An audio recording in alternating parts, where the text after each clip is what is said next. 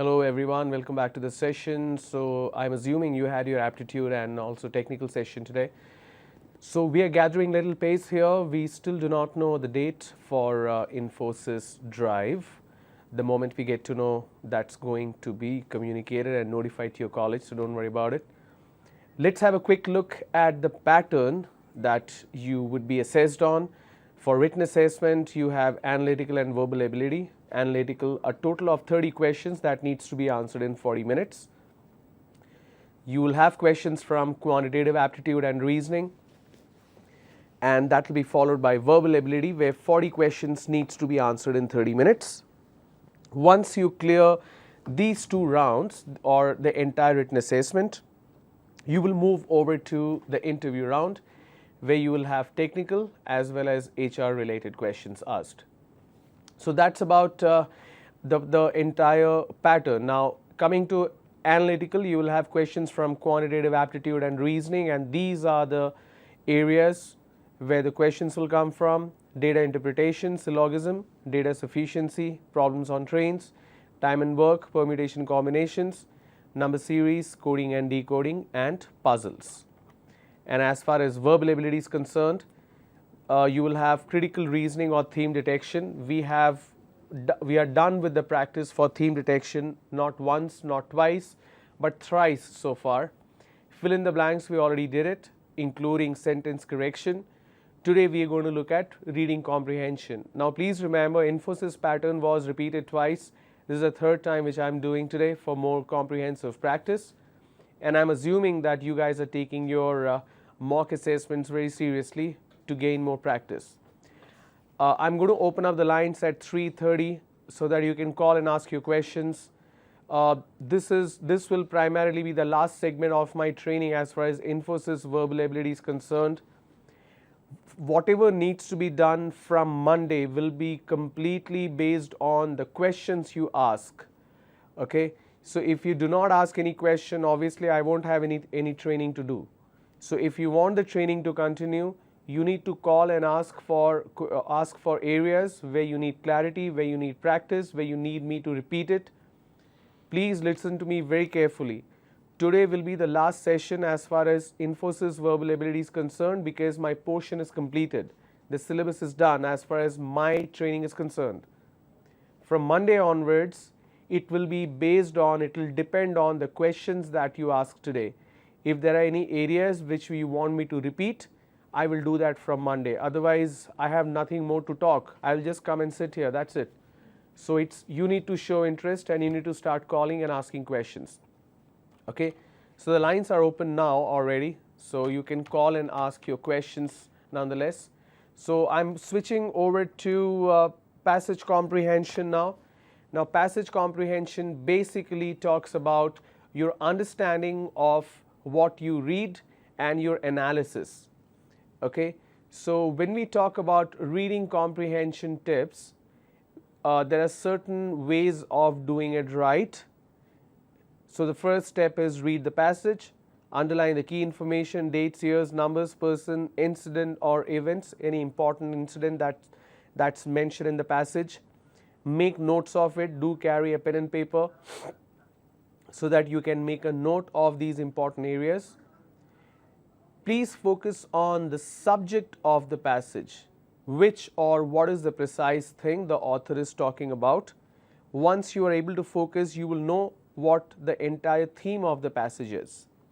The main idea of the passage, what the author is saying about the subject, and the tone of the author of the passage, which is manner author has adopted. For example, is he agreeing to it? Is he disagreeing to it? Is he arguing about it? Is he debating it? Or is he just accepting, or he's just stating a fact? It could be anything. So you need to read and understand and gauge the essence of the entire passage. Okay. Now reading comprehension tips, it says understand the structure. It's very important you understand the structure, where structure is basically the gist. The gist is nothing but the general idea plus the structure and the tone. Structure is, it could have 2 or 3 paragraphs where the main thought group of every paragraph will be slightly different. And what is the tone? What exactly is the author saying? and what is the general idea. So that's a gist. This will also help to build a thematic composition and logical sequence of the passage. So when you read it, you will arrive at a logical sequence when you are able to judge what is the gist. Now moving forward, there are few approaches that you can adopt in terms of reading comprehension. So approach number one says, instead of reading the entire passage, read critically the first and the last paragraph. Generally, what the author is saying can be identified in the first few lines of the passage.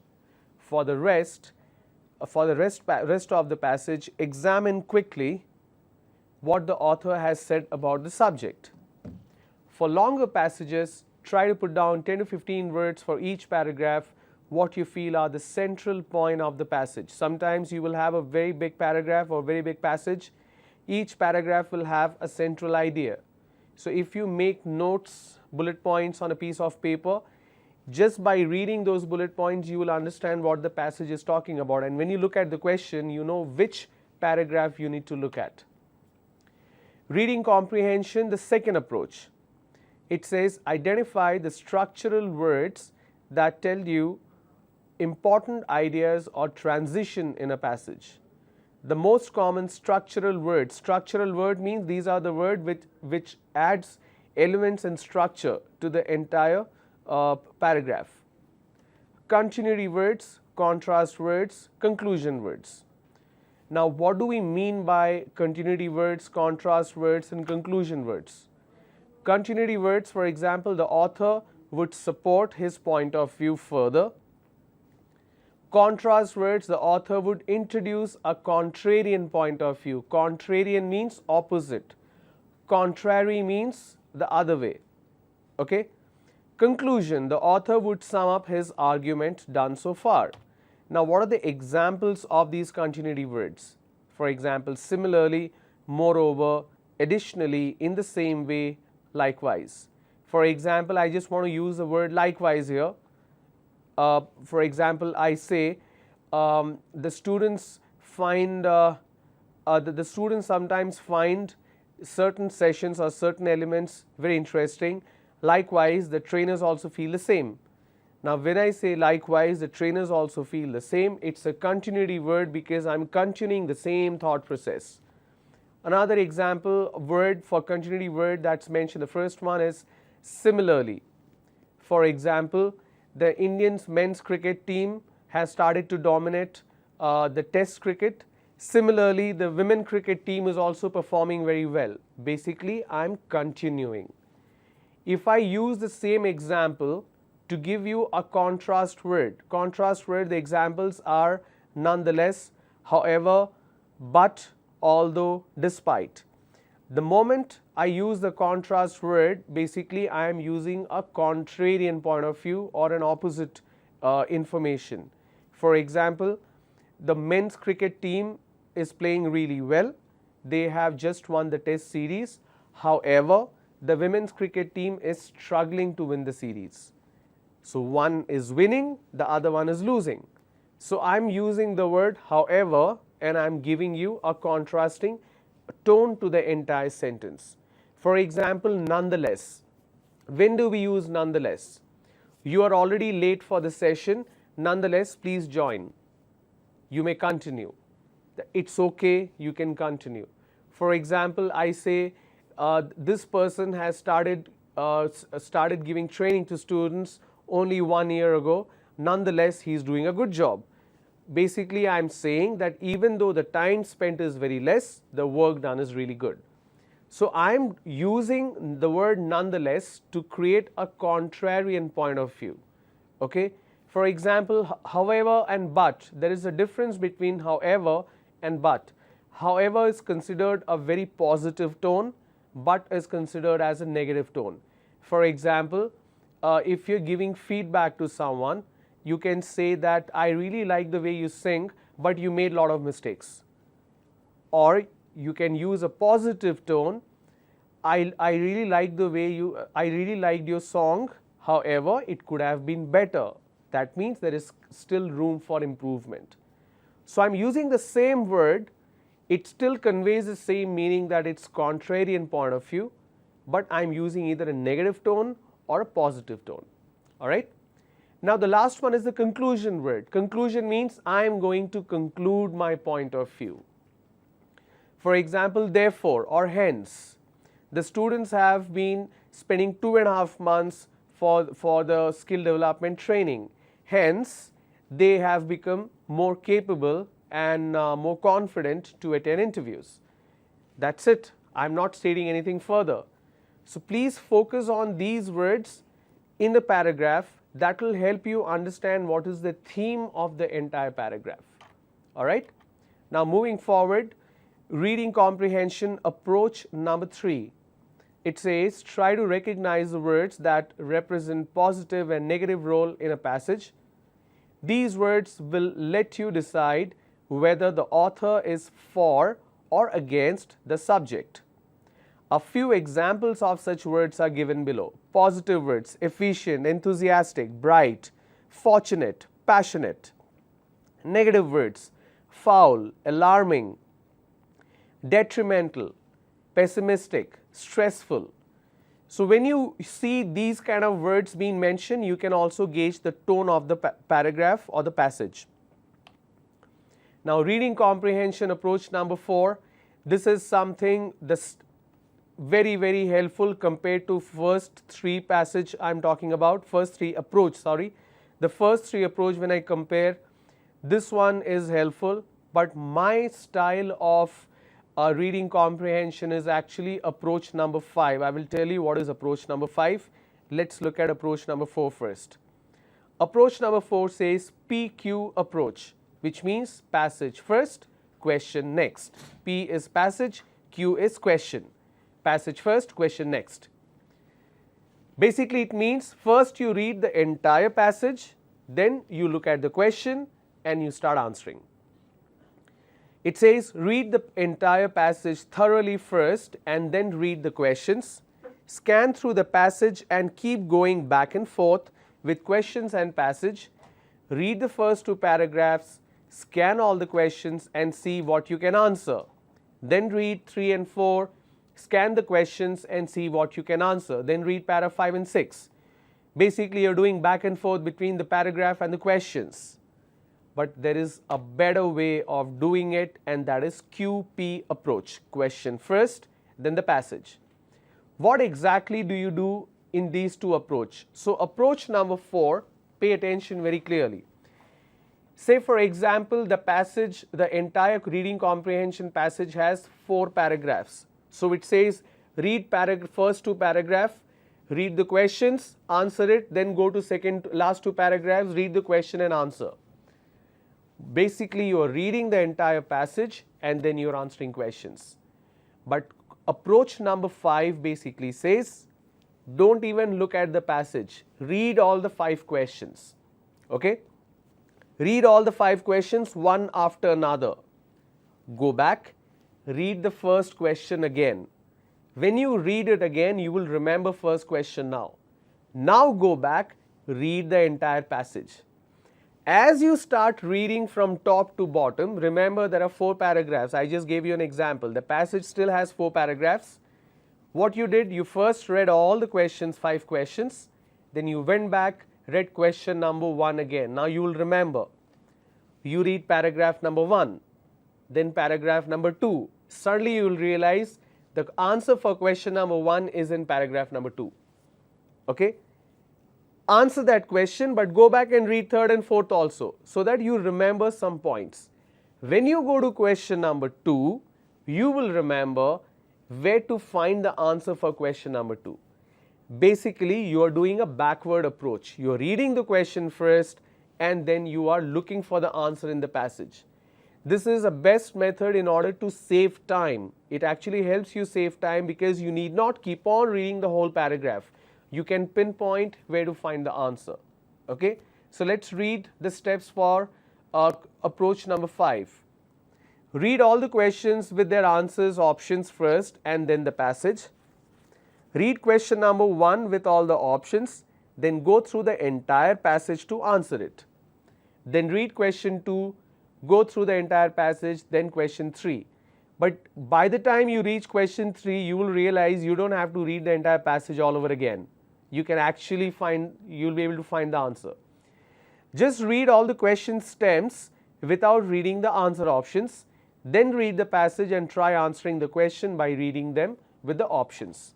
You can either read the question with the options or just read the question, read the passage, then look at the option. You should be able to answer. Very, very effective and scientifically proven method. Okay, let's move forward.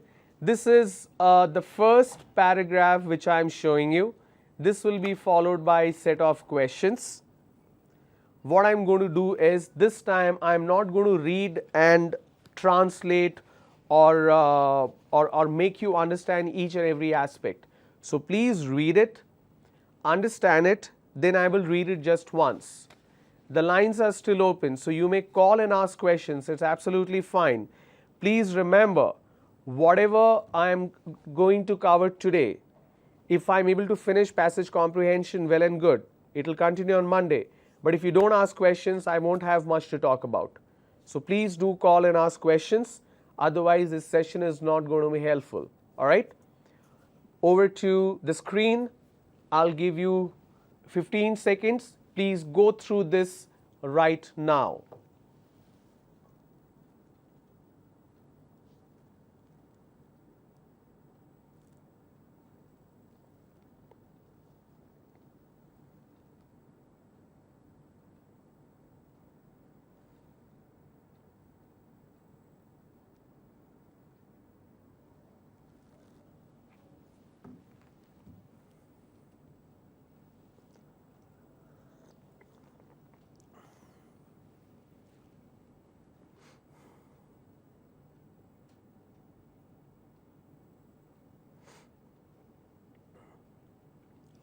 All right, I'm going to read this up now.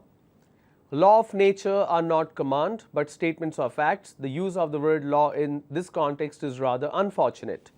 It would be better to speak of uniformities in nature. This would do away with the elementary fallacy that a law implies a lawgiver.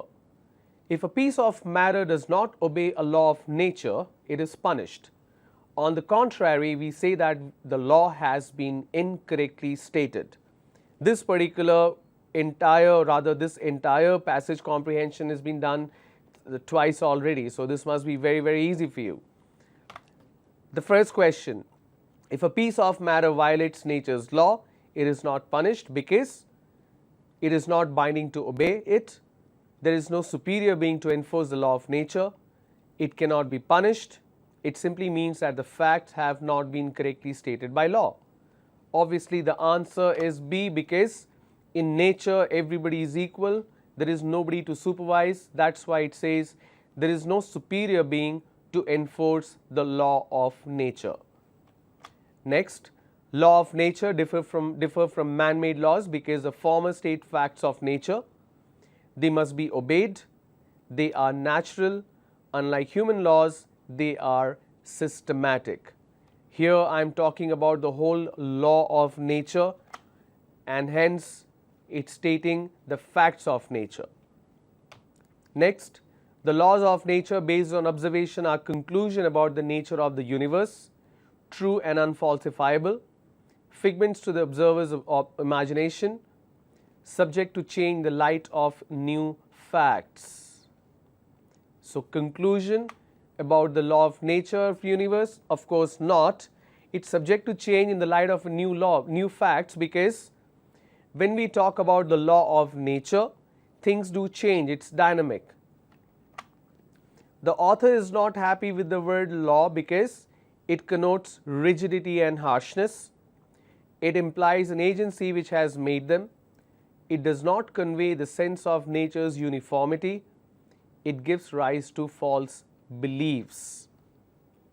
To answer this question, I will take you back to the passage so that you can read and then you can find the answer.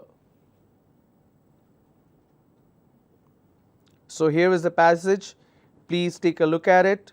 Understand what exactly should be the answer. So this is the passage and this is the question. The author is not happy with the word law because it connotes rigidity and harshness.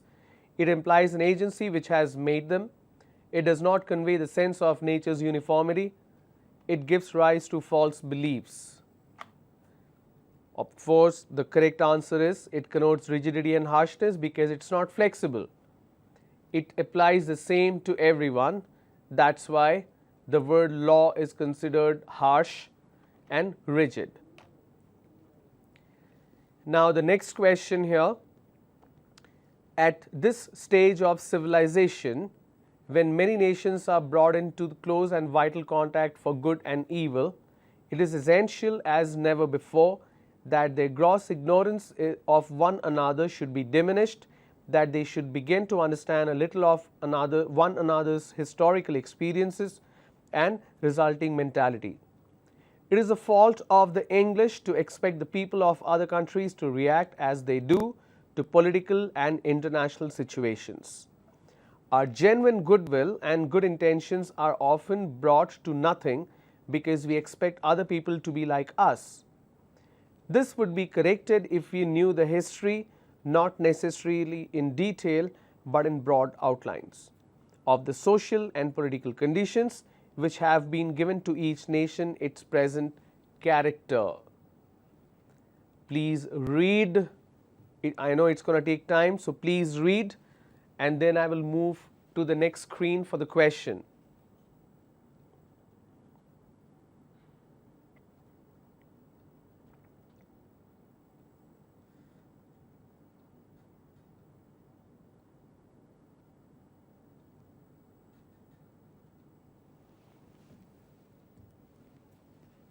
Read line by line, make notes of important points. There are certain points very important here. For example, it is the fault of the English to expect the people of other countries to react as they do. This particular line is important because it's talking about one particular nationality.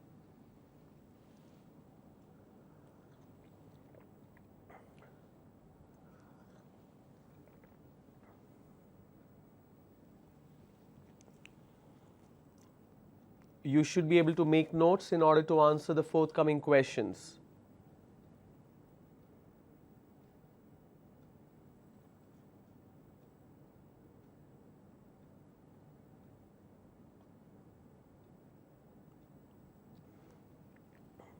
Okay, I'm moving on to the next slide for the questions. According to author, of mentality of a nation is mainly product of its history, international position, politics, present character. According to the author, I need to change here mentality of a nation. I'll put this in quote. According to the author, mentality of a nation is mainly product of its history, international position, politics, present character. Of course, the correct answer is history. Based on the history, the mentality changes. Next question. The need for greater understanding between nations was always there, is no longer there, is more today than ever before, will always be there.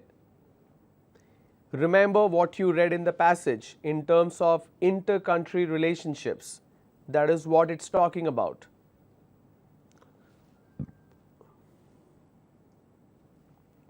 The need for greater understanding between nations was always there, is no longer there, is more today than ever before, will always be there. And the correct answer is more today than ever before, because countries are able to interact more. There are more avenues to understand each other. Today, sitting in your city or your town, you can read about a particular country. I hope you guys are aware of what is happening in Aleppo, in Syria, how people are getting killed. So we do understand, we get information through internet news. So our access to information is much more higher today compared to what it was before. All right, next question. The character of a nation is a result of its mentality, cultural heritage, gross ignorance, socio-political conditions. The character of a nation is result of its mentality, cultural heritage, gross ignorance, socio-political conditions. Of course, that's the correct answer. Sorry. Moving on. According to the author, his countrymen should read the story of other nations, have a better understanding of other nations, not react to other actions, have vital contacts with other nations. What is exactly the author saying? He basically means have a better understanding. The more you know about it, you will understand them better. So have a better understanding of other nations and their culture. Englishmen, like others, to react to political situation like us, themselves, others, each other, of course themselves. They want everybody to react like they do. Alright. Next, we'll finish this particular para, then we'll go for a break. Today perhaps your only association with the word polio is Sabin oral vaccine that protects children from the disease. 55 years ago, this was not so. The dreaded disease which mainly affects the brain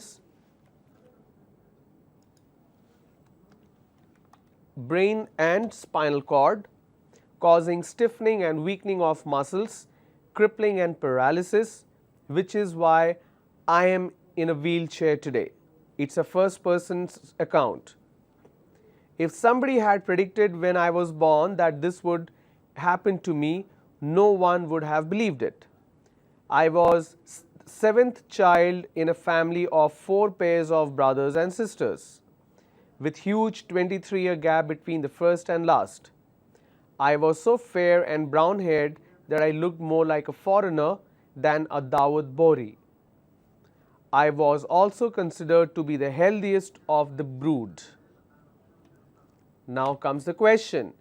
In his childhood, the narrator was a weakling, very healthy, tall and slim, short and stout. Of course, he was healthy. Later, it was detected that he is suffering with polio.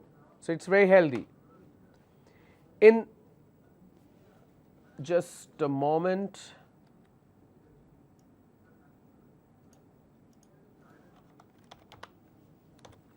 In this passage, the word brood refers to polio victim, foreign children, children in the family. Of course, you just saw the answer. Brood means, it says I was the healthiest in the brood, means I was healthiest of all the children in the family. The narrator was the 7th child in a family of 8 children, 16 children, 23 children, 4 children.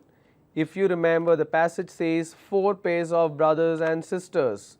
4 into 2, 8. So, total 8 children. In this passage, the narrator is a patient of course, you know that. It was in the first line itself. He was a patient of polio.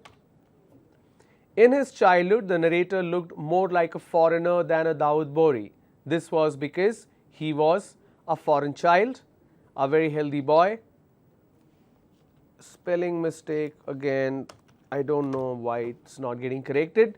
Of course, the correct answer is fair and brown haired. So, he was very fair, his hair was little brown, that's why people used to think he is not from India. So, that's about, this was a fairly simple passage that you saw, okay. But not all the passage that you will get to see in terms of Infosys assessment is going to be easy. Some of them will be tough, just like the assessment tool that you had been seeing. Okay, we'll take a break, we'll come back, I'll show you the tool once again.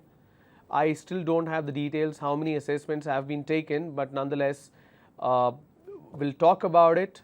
The lines are open, not a single person called, so completely your wish. So once we are back, I'll take you through probably 3 to 4 more passage and then we'll call it a day. All right, I'll see you after the break.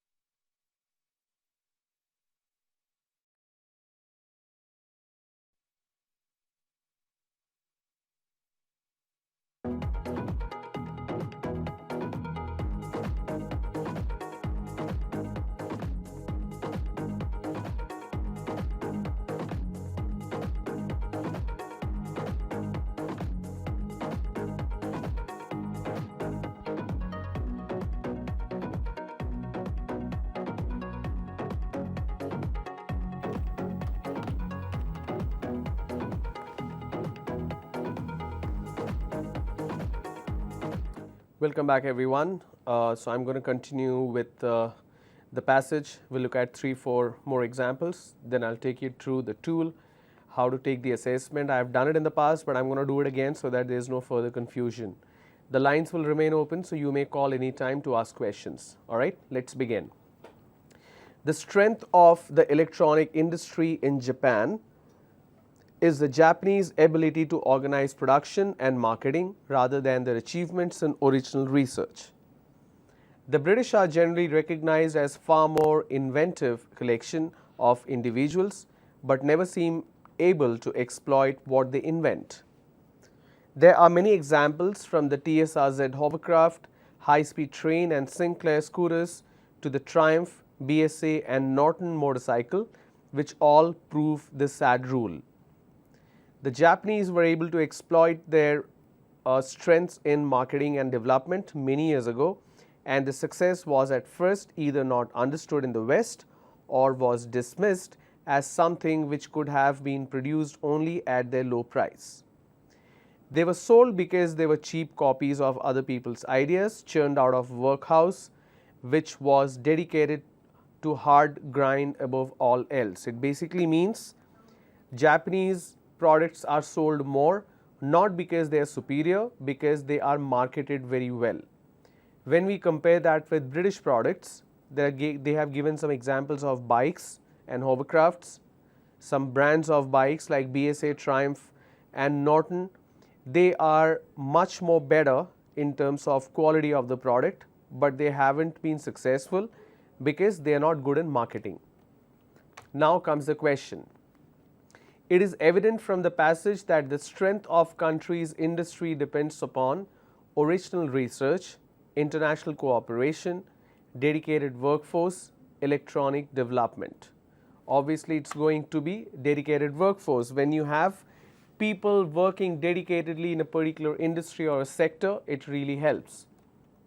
Next, the sad rule mentioned in the passage refers to the inability of the Japanese to be inventive like the British, the inability of the British to be industrious like the Japanese, the lack of variety in Japanese inventions, the poor marketing ability of British. Like I said, I'm talking about marketing ability of British. That's why their products are not successful. Hence, option D is the correct answer. Next, the TSRZ hovercraft, high-speed trains, Sinclair scooters, etc. are the symbol of Japanese success, British failure, British success, Japanese failure. These are British companies, but they are symbol of British failure. Even though the products are really good, these kind of invention are really good, but just because they were not marketed well, they failed. That's why it's British failure. According to the passage, prosperity in industry depends upon productivity, inventiveness, marketing ability, official patronage. We are talking specially about marketing ability. The prosperity, the more you market your product, the more you sell and the product becomes prosper. That's why marketing ability is the answer. Next, the main theme of the passage is electronic industry in Japan, industrial comparison between Japan and Britain, the role of marketing efficiency in industrial prosperity, the importance of original research in industry. Like I said, the central theme of the passage is about marketing, and hence option C is the correct answer. Next paragraph. He saw nothing, he had no knife or sharp instrument, the grating of the window was of iron and he had too often assured himself of its solidity. His furniture consisted of a bed, a chair, a table, a pail and a jug. The bed had iron clamps, but they were screwed to the wall and it would have required a screwdriver to take them off. David had but one resource, which was to break the jug and with one of the sharp fragments attack the wall. He let the jug fall on the floor and broke into pieces. He concealed 2 or 3 of the sharpest fragments in his bed. leaving the rest on the floor. The breaking of the jug was too natural an accident to excite suspicion, and next morning Galler went grumblingly to fetch another, without giving himself to trouble to remove the fragments. David heard joyfully the key grate in the lock as guard departed. It's basically talking about a situation where a person wants to escape from the prison by using the pieces of the jug that he has broken. The guard did not pay attention. He went and got another piece of jug rather than cleaning all the broken pieces. That's what it states. David was in a hostel, a dining room, an army barrack, a prison. Obviously, it's prison because he's trying to escape. David heard the key grate in the lock when the cell door was shut, when cell door was opened, when the storeroom was opened, when the storeroom was shut. So when the storeroom was getting shut, that's when he heard the key grate in the lock. The guard left the fragments because he didn't notice them. He wished to punish David. He was too lazy to bother. He wanted David to clear up. Of course, the guard didn't bother. He did see the pieces, but he was too lazy to clean it. Next, David probably broke the jug in the morning, during the night, after breakfast at exactly 3 p.m. So this is the morning sequence. So soon after the breakfast, he broke the jug. David was planning to carve his name, make his escape, tease the guard, call for breakfast. Like I said, he is trying to escape from the prison. That's why option B is the correct answer. David was planning to make his escape. Next paragraph, this will be the last one. In the world today, we make the health an end in itself. We have forgotten the health is really what we have forgotten that health is really just a moment.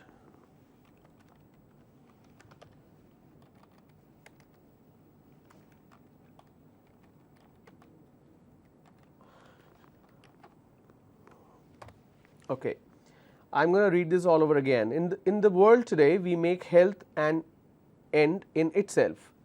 We have forgotten what health really means to enable a person to do his work and do it well.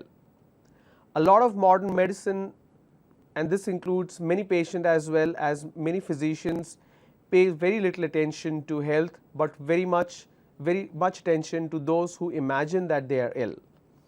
Our great concern with health is shown by the medical columns in the newspapers, the health articles in popular magazines, and popularity of television programs, and all those books on medicine. We talk about health all the time, yet for the most part of only result is more people with imaginary illness.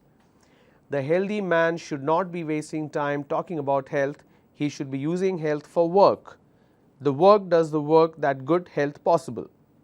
Basically, there are people who think they have some kind of disease, and there are people who make money out of it. Instead of focusing on that, they should focus on the work. Modern medicine is primarily concerned with promotion of good health, people suffering from imaginary illness, people suffering from real illness, and increased efficiency in work. So of course, people suffering from imaginary illness, they just feel something is wrong with the health. The passage suggests that health is an end in itself, health is blessing, health is only means to an end. We should not talk about health. This was mentioned in the very first line, health is only means to an end. Talking about health all time makes people always suffer from imaginary illness, sometimes suffer from imaginary illness, rarely suffer from imaginary illness, often suffer from imaginary illness. So when you keep talking about health all the time, you basically often suffer from imaginary illness. The passage tells us how medicine should be manufactured, what healthy man should or should not do, what television programs should be about, how best to imagine illness. Of course not. B is the correct answer. What healthy man should or should not do. Last question. The healthy man should be concerned about his work, which good health makes possible. Looking after his health which makes work possible, talking about health. So, of course, it's his health which good health makes possible. The last line of the paragraph was talking about that. Clear? So, that's about the paragraph practice. You have the assessment tool. If you go to the assessment, so I go to Infosys verbal ability, I go to randomly number 4. So, you have all the questions. So, the first one itself is the passage comprehension with 5 questions. Now, there are 3 paragraphs in here. Then you have questions on fill in the blanks. You have questions on sentence correction. Here you have a certain word or phrase which is marked in italics and underlined. You need to replace that with an appropriate one. So, there are a total of 40 questions in different order. Once you submit all the answers, you need to click save and next. For example, question number 27, I say save and next. Only then I should go to the next one. If I am not sure, I can say either skip or mark for review, but if I say mark for review, I need to go back and correct the answer. Okay. Once I do that, I'll go to scorebook, and here I can see the score. Like I always had been saying, I can click on this particular field, assessment date and time, ascending and or descending, and I can pick the answer. So, let's go back and we will randomly pick some answers. It may not be correct, but this is just for practice and understanding how the tool works. So, I have these questions. So, I am just going to pick the answers randomly. So, save and next.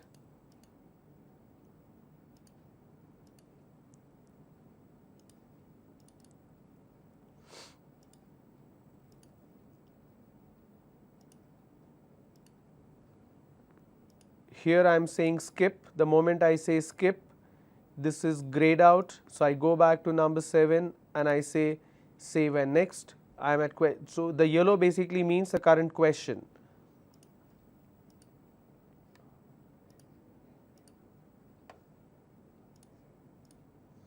So, once imagine I did not attempt all this. Once I finish answering all that, I need to say submit assessment. I'll get this message, your assessment has been successfully submitted. I go to scorebook. Today the date is 17th December. So, I double click here. So, see 17 December, I show this up. I have scored only 2 out of 40. That is because a lot of questions which I did not answer. I have answered only 10.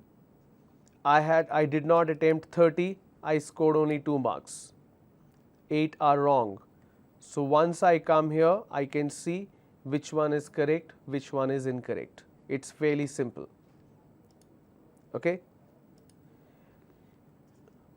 You may ignore this whole dashboard part. It's not completely relevant. And once you're done, you can probably take a survey, but not really necessary for you at this point of time. You can click on My Progress. This will tell you, once you go to My Progress on the left tab, it shows total assessment which is available. It shows 143 because I have the admin access. Out of 143, 118 are not answered. So, I can pick a particular date.